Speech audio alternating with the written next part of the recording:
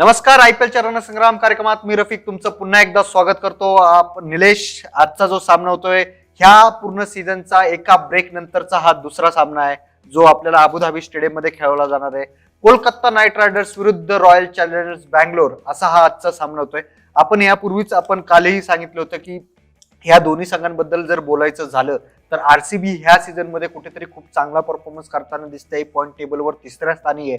तर केकेआरला अजूनही सूर गवसलेला नाही किंवा हा पूर्ण सीझन त्यांच्यासाठी एक वाईट स्वप्न पडलेलं आहे का असं आपल्याला सांगावं लागेल, कारण ते आता सध्या 7व्या स्थानावर आहेत. तर काय वाटतं एकूणच ह्या दोन्ही संघांचं आजपर्यंतचं संपूर्ण IPLचं जर आपण करिअर बघितलं तर दोन्ही संघ हेड टू हेड यांचा काय परफॉर्मन्स राहिलेला आहे? येस, तू अगदी खरं म्हणालास. खूप खराब स्वप्न आहे त्यांचं आणि मोठा धक्का त्यांच्या कॅप्टनशिपला पण पुन्हा बसलेला आहे. येस, त्यांचा कॅप्टन परत ह्याच्यामध्ये पुढं खेळणार नाहीये असं त्यांनी जाहीर केलेलं आहे. त्यामुळे ते पण नाव एक गुलदस्त्यात असेल. दिनेशकडे मला वाटतं ती जबाबदारी येईल असं म्हणायला हरकत नाही. पण तुम्हाला प्रश्न विचारला होता समोरासमोर बरोबर किती खेळलेत मॅचेस? 27 मॅचेस हे दोघं जण एकमेकाच्या समोरासमोर खेळलेत. आरसीबी त्यातले जिंकले 13, केकेआर जिंकले 14. थोडंसं वरचढ आहे केकेआर इथे. नक्कीच, कारण याच्या आधीचे आपण जर सीझन बघितले हा 14वा सीझन आहे IPLचा निलेश. याच्या आधीचे 13 सीझन जर आपण बघितले त्यात केकेआर कुठेतरी प्ले ऑफच्या शर्यतीत तरी असतं. यंदा त्यांची अवस्था खूपच बिकट आहे, खूपच खराब आहे. येस, आपण बघितलंय की भारतातून पुन्हा एकदा मॅच दुबईत हलवण्यात आल्या, युनायटेड अरब एमिरेट्स मध्ये ते हलवण्यात आलेले आहेत. आजचा जो सामना होतोय तो शेख जायद स्टेडियम अबुधाबीत आजचा सामना होतोय. एकूणच अबुधाबी स्टेडियम हे आपण बघितलं तर बॅट्समन साठी नको असलेलं स्टेडियम आपण त्याला म्हणू शकतो, कारण बॉलर्सला तितका सपोर्ट ह्या स्टेडियमवर मिळत असतो. तर एकूणच पिच रिपोर्ट बद्दल बोलायचं झालं तर काय वाटतंय की आज कसं असेल पिच? तू तुझ्या प्रश्नाचं उत्तर स्वतःच दिलेलं आहेस. हे बॉलर्सला मदत करणारं विकेट आहे. थोडं स्लो ट्रॅक आहे आणि अबुधाबीला म्हणजे UAE मध्ये हे अपेक्षित नव्हतं खरं, पण थोडंसं स्लो ट्रॅक आहे असं म्हणायला हरकत नाही. बॉलर्स फ्रेंडली विकेट असेल. नक्कीच बॉलर्स फ्रेंडली जर विकेट आहे तर नक्कीच टॉस सुद्धा एक महत्वाचा विषय या ठिकाणी ठरू शकतो. तर काय सांगशील निलेश, आज टॉस जिंकल्यावर जो संघ टॉस जिंकेल ते पहिलं फलंदाजी का गोलंदाजी? तू मला विचारशील तर जसं तू म्हटलास की बॉलर्स फ्रेंडली विकेट आहे, त्यामुळे नंतर ना मग मी 11 अगेन्स्ट 2 हा गेम खेळणार. बरोबर, की पहिले कसं जर मला जर मॅच जिंकायची तर माझ्या मैदानात 11 लोक आहेत आणि समोरच्या दोघांना मला घाबरवून सोडायचंय, बॉलिंग चांगली पडते, तर पहिली बॅटिंगच निवडेल जर कोणी शाणा करणार असेल तर. नक्कीच पहिले बॅटिंग निवडण्याचा निर्णय कॅप्टन घेऊ शकतो, कारण पिच त्या पद्धतीचा आहे. आता वेळ आहे ती प्लेइंग 11 डिस्कस करण्याची. एकूणच कोलकाता नाईट रायडर्स आणि आरसीबी संघाचं आपण जर बघितलं की बरेच फॉरेन प्लेयर्स आहेत ते यंदाच्या सीझन मध्ये आपल्याला पुढच्या येणाऱ्या मॅचेस मध्ये खेळताना दिसणार नाहीयेत. त्यात बरेच प्लेयर्स सुद्धा इंजुरीतून जात आहेत. तर एकूणच काय असू शकते आजच्या संघातली कोलकाता नाईट रायडर्सचं प्लेइंग 11 काय असू शकतं कोलकाताचं? सगळ्यांचं प्लेइंग 11 जाणून घ्यायच्या अगोदर पहिली एक गोष्ट आपल्याला लक्षात घ्यायला लागेल की काही लोक खूप दिवसांनी येत आहेत, काही लोक काल येत आहेत, काही लोक तर अगदी आता सुद्धा फ्लाईटमध्ये तिथे उतरत आहेत. त्यामुळे त्यांचं आयसोलेशन पिरियड UAE मधला वेगळा असतो गणित त्यांचं. ते 10 तास 11 तास एवढं सुद्धा त्यांना बास असतं आयसोलेशन. तसं त्याकरताच तो देश निवडला गेलेला आहे की तिथे कमी प्रमाणात हा सगळा उपद्रव आहे महामारीचा आणि लोकांचं तिथे येणं सुद्धा जे आहे ते तुम्ही अगदी सोपं करू शकता. त्यामुळे टीम प्रेडिक्ट करणं पहिल्या 1-2 मॅचेस थोडंसं अवघड जाणार आहे, कारण कोण आलंय, कोणाचा आयसोलेशन टाइम संपलंय, कोण इंज्युर्ड आहे, कोण काही नाहीये. तरी पण आपण एक छोटासा प्रयत्न करूयात. सुरुवात ॲज इट इज इथे शुभमन गिल आणि नितीश राणा हे दोघंजण करतील. प्रूव्हन पेअर आहे, सुंदर बॅटिंग करतात दोघंजण, सुंदर लयीत होते आणि तेही भारतात. आता पुन्हा पहिली मॅच आहे, देशाच्या बाहेर जाऊन खेळणार, थोडं प्रेशर असणार, ह्या सगळ्या गोष्टी त्याच्यामध्ये आहेत. पण ओपन परत या दोघांनीच करावी अशी आशा आहे. 3 नंबरला राहुल त्रिपाठी फिक्स आहे. राहुल त्रिपाठीला मी इतके वर्ष बघतोय, अगदी बरोबरी खेळलोय आम्ही, तर त्याला विकेटचा काही फरक पडत नाही. कोण बॉलर आहे समोर पडत नाही. त्याचा माइंडसेट एवढा सुंदर आहे सध्या, त्यामुळे तो कोणी समोर आले ना तरी तो देणारच आहे. आपण आता बघतोय सुद्धा की व्हायरल त्याचे व्हिडिओज काही होतात. डोक्यावरनं म्हणजे किपरच्या डोक्यावरनं तो जो काही अप्पर कट ज्याला म्हणतात ते जे काय शॉट मारतोय तेही 140-145 पेसनी बॉलर टाकणार आहे ना, त्यामुळे तो खूप चांगल्या टचमध्ये आहे. 3 नंबरला कमाल कामगिरी तो करेल. त्यानंतर शाकिब अल हसन यायची शक्यता आहे. दिनेश कार्तिकचं नाव एक महत्वाचं आहे. समालोचनातनं पुन्हा क्रिकेटकडे पुरा मैदानाशी निगडीत होता तो इतके दिवस, पण त्याचा कॉमेंट्रेटर होता. पण आता परत खेळतोय IPL साठी. त्याने तिथून लवकर सुट्टी घेऊन, पण काही विशेष नुकसान झालं नाही. शेवटची मॅच कॅन्सलच झाली, त्यामुळे तो आला आणि तिकडे क्रिकेट थांबलंच होतं. पण आता ग्राउंडवरती पुन्हा एकदा दिनेश दिसणार आहे, ग्लोव्ज घालून असणार आहे, किपिंग करेल. मी परत म्हणतोय की बहुतेक कर्णधारपद त्याच्याकडे यायची शक्यता आहे, ते आपल्याला कळेलच. त्यानंतर सुनील नारायण, हरभजन सिंग हे दोघं जण राईट आर्म स्पिनर आहेत. सुनील नारायणला मी ऑलराऊंडरमध्ये पण त्याची गणती होते आणि चांगली बॉलिंग सुद्धा टाकू शकतो. हरभजन सिंग परत हुकमी एक्का यांच्याकडे आहे, स्लो ट्रॅक आहे, स्पिनर्सला मदत करणारे विकेट आहे, त्यामुळे हरभजन कमाल नक्कीच दाखवणार. त्यानंतर येऊ शकतो तो प्रसिद्ध कृष्णा, हे खूप महत्त्वाचं नाव उद्यास जे आलेलं आहे भारताच्या क्रिकेटमध्ये. प्रसिद्ध कृष्णा बॉलिंगसाठी फार सुंदर उपयोग करून त्याचा घेतात सगळेजण, तो एक महत्त्वाचं नाव आहे. वरुण चक्रवर्ती, टीम साऊदीला रिप्लेस केलेलं आहे कारण टीम साऊदी या संघात नव्हता, बरोबर, पण त्याचं नाव आता इथे आलेलं आहे कारण बऱ्याच प्लेयर्सनी माघार घेतली आहे, त्यामुळे टीम साऊदी खेळेल अशी मला दाट शक्यता वाटते. आणि आंद्रे रसलला सुद्धा मी या टीममध्ये घेईन कारण ऑलराऊंडर आहे, दंगा करतो तो. ज्या दिवशी त्याचा दिवस असतो त्या दिवशी त्याला कोणी थांबू शकत नाही. नक्कीच आंद्रे रसेलला कोणी थांबू शकत नाही. याच्यानंतर वेळ येते रॉयल चॅलेंजर्स बँगलोरच्या प्लेइंग 11 बद्दल. आरसीबीचं प्लेइंग 11 आपण बघितलंय की विराट कोहली सध्या अतिशय जास्त म्हणजे त्याची फलंदाजी आपण बघितलंय की खूप फॉर्मात आहे.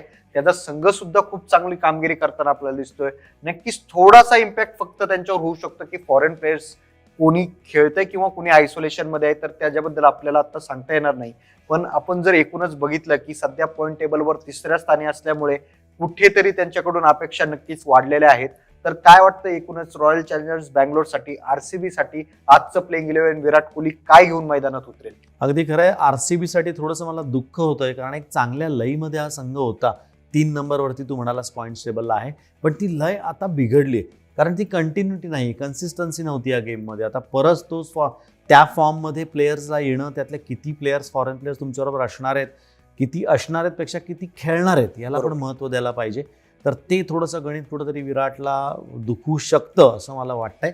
आपण त्यांच्या प्लेइंग 11वरती एक नजर घालूयात. विराटनी स्वतःनेच सांगितलं होतं की मी ओपन करणार, तो भारतासाठी त्याच नंबरवरती आता येईल असं वाटतंय. देवदत्त पडिक्कल त्याच्याबरोबर बॅटिंगला होतं. गेल्या मोसमामध्ये देवदत्त पडिक्कलने इथे रन्स चांगले केले होते, चांगले अडॅप्ट केलं होतं त्यांनी या विकेटवरती रन्स करणं, त्यामुळे परत त्याच्याकडनं अपेक्षा. थोडा आराम होता त्याला, एवढ्यात काही विशेष मॅचेस तो खेळला नाही आहे, इंटरनॅशनल नाही किंवा टेस्ट मॅचेस नाही, त्यामुळे देवदत्त पडिक्कल पुन्हा त्याच्याबरोबर ओपन करेल. रजत पाटीदार हे एक त्यांच्याकडे महत्त्वाचं नाव आहे. महत्त्वाचं मी अशा करता म्हणतो कारण अंडरडॉग आहे, मोठं नाव नाही आहे, त्याला ऑरा नाही आहे, पण तो रन्स करून जायला पाहिजे, त्याला ती जबाबदारी दिली तो पूर्ण त्यांनी केली पाहिजे. त्यानंतर येतात ते 2 international player, Glenn Maxwell, AB de Villiers. बरोबर, म्हणजे दोघांना मिळून आपण नेहमी म्हणतो की 720 डिग्री रन्स करतात, 360 तर दूरच, हे दोघं मिळून 720 डिग्रीनी रन्स करतात.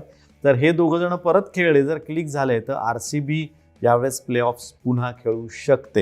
हे स्टेटमेंट खूप लवकर करतोय मला माहिती आहे, पण ही एक शक्यता आहे, ती नाकारता येणार नाही आपल्याला. त्यानंतर शाहबाज अहमद म्हणून जो आपला भारताचा प्लेअर आहे तो त्यांच्या टीममध्ये असण्याची शक्यता आहे. डॅनियल सॅम्स पण असेल.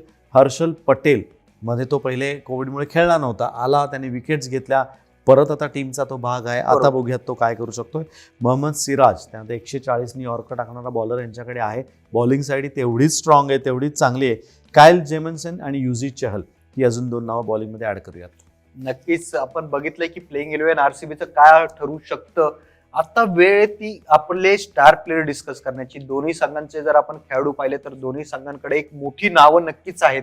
तर काय वाटतं एकूणच कोण ठरू शकतात आजच्या सामन्यातले star player, star batsman, star all rounder आणि स्टार बॉलर?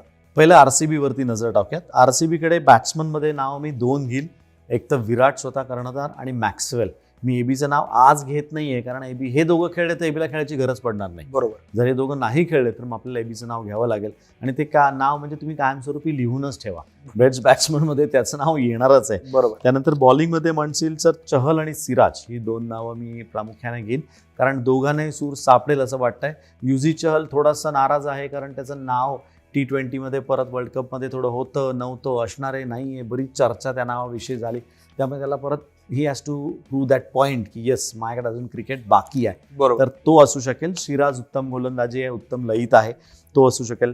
ऑलराऊंडरमध्ये मी मॅक्सवेलचं नाव घेतो कारण वाटलंच तर ऑफस्पिन पण टाकतो आणि अशा करता की जर फिल्डिंगमध्ये त्यांनी 5-10 रन्स जरी वाचवल्या तरी अवघड टार्गेट होऊ शकतं कारण आता आपण म्हणतोय छोटं टार्गेट असणार आहे, कमी रन्स व्हायची शक्यता. त्यात मॅक्सवेलची जर फिल्डिंग चांगली झाली तर तो बेस्ट ऑलराऊंडरमध्ये मी त्याचं नाव घेईन. त्यानंतर तू जर म्हणशील केकेआरच्या बाबतीत जर नावं घ्यायची झाली तर स्टार बॅट्समनमध्ये 2 नावं मी घेईल. राहुल त्रिपाठीचं एक नाव घेईन आणि नितेश राणा, कारण नितेश राणा ही जी आता दुसरी टीम आपली गेली होती मी दुसरी याकरता म्हणतो, खरं दुसरी टीम नाहीये, ती ही पहिलीच टीम आहे. श्रीलंकेला जाऊन त्यांनी हरवून आलेत, त्यामुळे त्यांनी दर्जा आपला सिद्ध केलेला आहे. बरोबर. त्यामध्ये सुद्धा तो गेला होता. एकच मॅच विचारायला मिळाली होती, पण इंटरनॅशनल एक्सपोजर त्याला मिळालं होतं, जे की खूप गरजेचं आहे. त्याचा फायदा त्याने इथे करून घेतला पाहिजे. तो कॉन्फिडन्स त्याने तसाच ठेवून इथे बॅटिंग केली पाहिजे.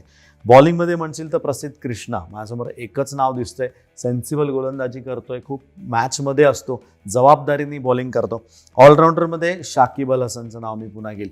कमी क्रिकेट खेळला एवढ्यात तो, पण तो एक सेन्सिबल माणूस आहे.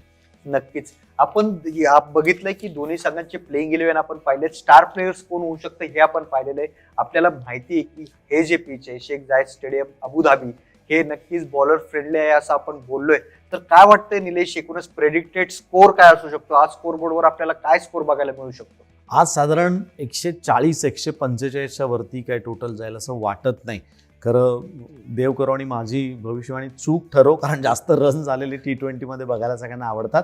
पण साधारण 140 पर्यंत असं वाटतंय. पिचच तसं आहे की 140चाच आकडा आज आपल्याला बघायला मिळू शकतो. तर उद्याच्या सामन्याबद्दल आपण आपल्या प्रेक्षकांना हिंट देऊया. उद्याचा सामना कुठे होतोय आणि कोणत्या दोन संघात उद्याचा सामना खेळवला जाणार? येस, उद्याची मॅच होणार ती Punjab Kings versus Rajasthan Royals या दोन संघामध्ये असणार आहे आणि दुबई इंटरनॅशनल स्टेडियमवरती ती मॅच आहे.